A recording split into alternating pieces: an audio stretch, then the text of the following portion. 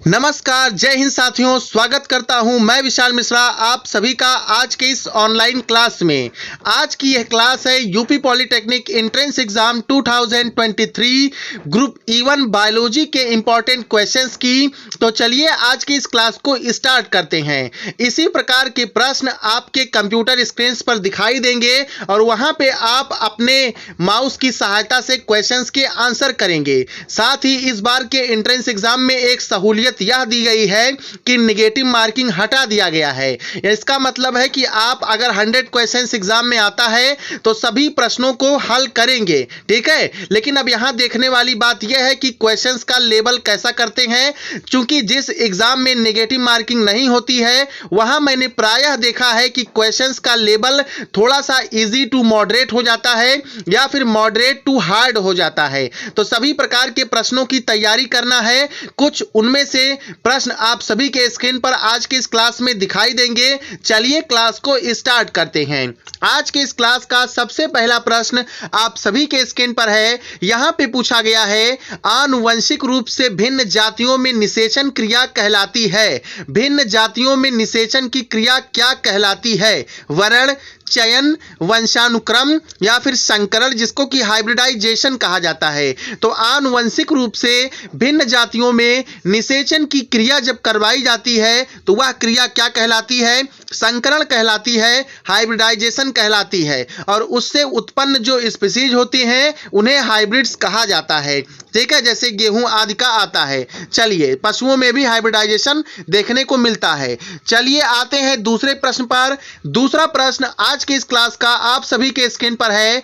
एकल कोशिका protein SCP या फिर सिंगल सेल प्रोटीन कहा जाता है। यह किससे प्राप्त होती है?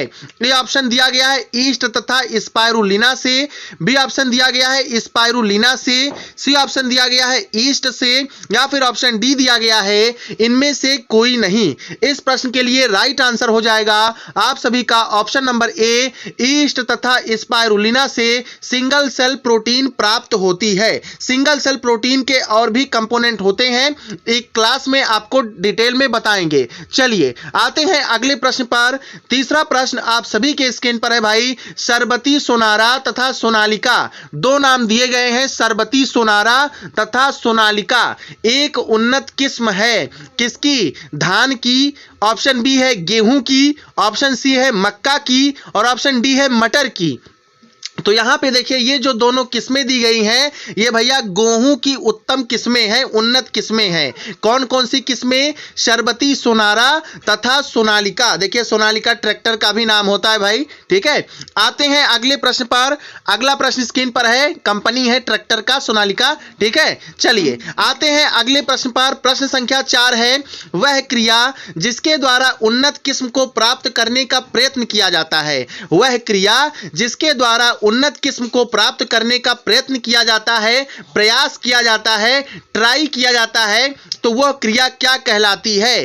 पादप वृद्धि, प्लांट ग्रोथ कहलाती है, पादप प्रजनन या फिर प्लांट ब्रीडिंग कहलाती है, पादप सुधार कहलाती है, या फिर इनमें से सभी। यहां पे इस प्रश्न का जो सटीक ऑप्शन होगा ऑप्शन नंबर बी हो जाएगा, प्लांट ब्रीडिंग कहलाती है, पादप प्रजनन कहलाती है। आइए चलते हैं अगले प्रश्न पर। पांचवा प्रश्न आज की इस क्लास का आप सभी के स्क्रीन पर है। गोल्डन राइस एक आनुवंशिक रूपांतरित फसल है, जेनेटिकली मॉडिफाइड प्लांट है। तो ये क्या है? गोल्डन राइस एक आनुवंशिक रूपांतरित फसल कहलाती है, ठीक बात है। इसमें इरविनिया जीवाणु के जीन निवेशित किए जाते हैं, यह भी ठीक बात है, जो दूर कर सकते हैं विटामिन ए की कमी को, विटामिन सी की कमी को, विटामिन डी की कमी को या फिर विटामिन ए की कमी को। तो देखिए इसमें 3 से 4 प्रश्न आपको मिलेंगे। सबसे पहला पूछा जाएगा कि गोल्डन राइस क्या है। तो ये जेनेटिकली मॉडिफाइड प्लांट है, आनुवंशिक रूपांतरित फसल कहलाती है। दूसरा प्रश्न आपसे पूछा जाएगा कि गोल्डन राइस में किस बैक्टीरिया के जीन जो है निवेशित किए जाते हैं। तो इरविनिया जीवाणु के जीन निवेशित किए जाते हैं। तीसरा प्रश्न आपसे पूछा गया है कि गोल्डन राइस किसकी कमी को दूर करता है। तो विटामिन ए की कमी को दूर करता है। ऑप्शन यहां पर ए आप सभी के लिए राइट आंसर हो जाएगा। बात करें विटामिन ए के केमिकल नेम की तो रेटिनॉल इसका केमिकल नेम होता है और इसकी कमी से जीरोफ्थैल्मिया हो जाता है, निक्टेलोपिया हो जाता है, नाइट ब्लाइंडनेस हो जाता है। ये सारे रोग इसकी कमी से हो जाते हैं। चलिए अगला प्रश्न स्क्रीन पर है आप सभी के छठवां प्रश्न, मधुमक्खी समूह में सबसे अधिक कार्य करने के लिए विकसित सदस्य कौन सा है। यहां पे मधुमक्खियों का परिवार दिया गया है, परिवार के सदस्यों का नाम लिखा गया है। तो रानी मक्खी, बी ऑप्शन है ड्रोन, सी ऑप्शन है श्रमिक मक्खी और डी ऑप्शन है इनमें से कोई नहीं। तो जो सबसे अधिक कार्य करने के लिए विकसित सदस्य है उसमें श्रमिक मक्खी आप सभी का राइट आंसर हो जाता है, क्योंकि भाई देखिए श्रमिक ही ज्यादा काम करते हैं। ठीक है, चलिए अगला प्रश्न स्क्रीन पर है, प्रश्न संख्या 7, क्वेश्चन नंबर 7 आप सभी के स्क्रीन पर है। रेशम धागा कीट के किस भाग से बनता है। ठीक है, सिल्क जो है थ्रेड्स होते हैं, धागे होते हैं, वो रेशम कीट के किस भाग से बनते हैं।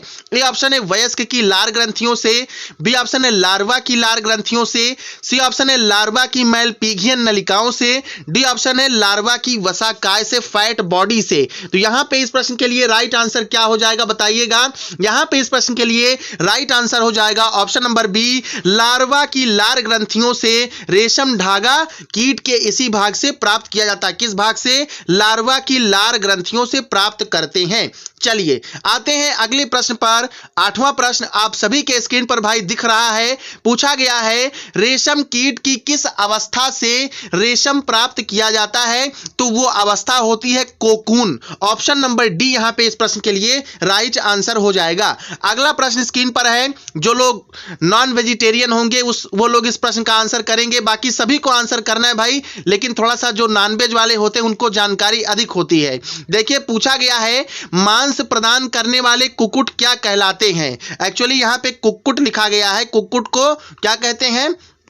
मुर्गा या मुर्गी कह लीजिए। ठीक है, ये तत्सम शब्द है मुर्गे का। तो मांस प्रदान करने वाले कुक्कुट क्या कहलाते हैं? मांस प्रदान करने वाले मुर्गे क्या कहलाते हैं? लेयर्स कहलाते हैं, ब्रॉयलर्स कहलाते हैं, ग्रोवर्स कहलाते हैं, या फिर इनमें से सभी कहलाते हैं। तो ये इस प्रश्न के लिए ऑप्शन बी आप सभी के लिए राइट आंसर हो जाएगा। ब्रॉयलर्स प्रकार के जो मुर्गे होते हैं ये अधिक मांस प्रदान करते हैं। बाकी मांस तो सभी प्रदान करते हैं, मार्केट में मिलता है वो भी देता है, लेकिन यहाँ पे सबसे ज्यादा बात की गई है। ठीक है, चलिए आते हैं अगले प्रश्न पर। 10वां प्रश्न आप सभी के स्क्रीन पर है। भारत का प्रथम gamma garden, first gamma garden of India स्थित है कहां? TIFR मुंबई में, बी ऑप्शन है IARI नई दिल्ली में, सी ऑप्शन है बौद्ध शोध प्रयोगशाला कोलकाता में, डी ऑप्शन है इनमें से कोई नहीं। तो यहां पे बौद्ध लिखा गया है, तो यहां पे आप लोग बोस कर लीजिएगा। ठीक है, टाइपिंग मिस्टेक हो सकता है भाई, यहां पे हो गया है। तो बोस शोध प्रयोगशाला कोलकाता में, यहां पे यही इस प्रश्न के लिए राइट आंसर हो जाएगा। बौद्ध शोध प्रयोगशाला कोलकाता में भारत का प्रथम गामा गार्डन स्थित है। आइए चलते हैं अगले प्रश्नों की तरफ। अगला प्रश्न स्क्रीन पर है 11 नंबर का। निम्न में से एक लाभदायक कीट है। ये ऑप्शन है पेरीप्लैनेटा। तो पेरीप्लैनेटा अमेरिकाना कॉकरोच का यहां पे जूलॉजिकल नेम है, साइंटिफिक नेम है। मस्का डोमेस्टिका यहां पे हाउस फ्लाई है। बॉम्बिक्स मोराई यहां पे सिल्क मॉथ है। और मच्छर यहां पे आप लोग देख लीजिएगा मॉस्किटो। तो मच्छर भाई फायदा नहीं पहुंचाता है।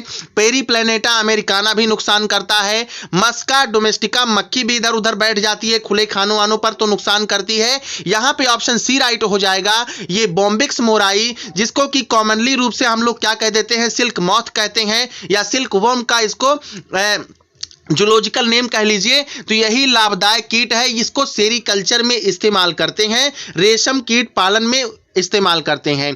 अगला प्रश्न है प्रश्न संख्या 12 स्क्रीन पर। यहां पे पूछा गया है आप सभी से, कच्चा रेशम का निर्माण किसके द्वारा होता है? नर रेशम कीट के द्वारा, मादा रेशम कीट के द्वारा, नर व मादा दोनों ही रेशम कीटों द्वारा, या फिर कैटरपिलर लार्वा द्वारा? तो कैटरपिलर लार्वा द्वारा कच्चा रेशम का निर्माण होता है। ऑप्शन डी यहां पे इस प्रश्न के लिए राइट आंसर हो जाएगा। चलिए आते हैं अगले प्रश्न पर। 13 नंबर का प्रश्न प्रश्न आप सभी के स्क्रीन पर है भाई, इनमें से कौन सामाजिक एवं बहुरूपी कीट है? देखिए कीट है लिख गया है, तो यहाँ पे बड़ी की मात्रा लगा लीजिए, कीट है। तो यहाँ पे हिंदी लैंग्वेज नहीं पकड़ना है, यहाँ पे क्वेश्चन आपको बायोलॉजिकली पकड़ना है। तो इनमें से कौन सामाजिक एवं बहुरूपी कीट है? तो मधुमक्खी आप सभी के लिए राइट आंसर हो जाएगा option number B. Apis indica की जो स्पीसीज होती है वो आप लोग समझ सकते हैं सामाजिक एवं बहुरूपी कीट है। चलिए आएंगे अगले प्रश्न पर भाई साहब। अगला प्रश्न आप सभी के स्क्रीन पर है 14 नंबर का। पादप प्रजनन द्वारा उन्नत खाद्य गुणवत्ता वाले पौधों का निर्माण क्या कहलाता है? तो बायो फोर्टिफिकेशन कहलाता है। ऑप्शन नंबर ए यहां पर इस प्रश्न के लिए राइट आंसर हो जाएगा। अगला प्रश्न है 15 नंबर का। निम्नलिखित में से किसका उपयोग जैव कृषि में नहीं किया जाता? तो केचुए का, फेरिटिमा पोस्थुमा का हम लोग इस्तेमाल जैव कृषि में करते हैं। ऑसिलेटोरिया का इस्तेमाल हम लोग करते हैं। ग्लोमस का इस्तेमाल हम लोग करते हैं। सिर्फ और सिर्फ घोंघा का इस्तेमाल नहीं करते हैं। ऑप्शन यहां पर सी करेक्ट हो जाएगा। आते हैं अगले प्रश्न पर। 16 नंबर का प्रश्न आप सभी के स्क्रीन पर है। यदि किसी पौधे में दूसरी एक या अधिक जीन का प्रवेश कर दिया जाए तो पौधा कहलाएगा। देखिए मैंने गोला क्यों किया, क्योंकि जा पे बड़ी की मात्रा जीन होगी। तो यदि किसी पौधे में दूसरी एक या अधिक जीन का प्रवेश कर दिया जाए तो पौधा क्या कहलाएगा? ट्रांसजीनिक प्लांट कहलाएगा। ऑप्शन यहां पर इस प्रश्न के लिए ए राइट हो जाएगा। चलिए भाई आते हैं अगले प्रश्न पर। अगला प्रश्न है एपिस इंडिका निम्नलिखित में से किससे संबंधित है? एपिस इंडिका ये जो है आपका साइंटिफिक नेम है, जूलॉजिकल नेम है आपका मधुमक्खी का। तो आप लोग समझ सकते हैं मधुमक्खी पालन से संबंधित है। ऑप्शन नंबर बी यहां पर इस प्रश्न के लिए राइट आंसर हो जाएगा। साथियों कल जो आपकी क्लास होगी वो महामैराथन टाइप की क्लास होगी, जिसमें हम 50+ क्वेश्चंस रखने का प्रयास करेंगे। और ये जो क्लास होगी रात्रि 8 बजे स्टार्ट होगी। कब स्टार्ट होगी? 8 बजे स्टार्ट होगी। और जब तक सारे प्रश्न कॉन्सेप्ट के साथ क्लियर नहीं हो जाएंगे तब तक ये क्लास चलती रहेगी, कंटिन्यू रहेगी। ठीक है, चलिए मिलते हैं नेक्स्ट क्लास के साथ। जय हिंद, जय भारत, वंदे मातरम।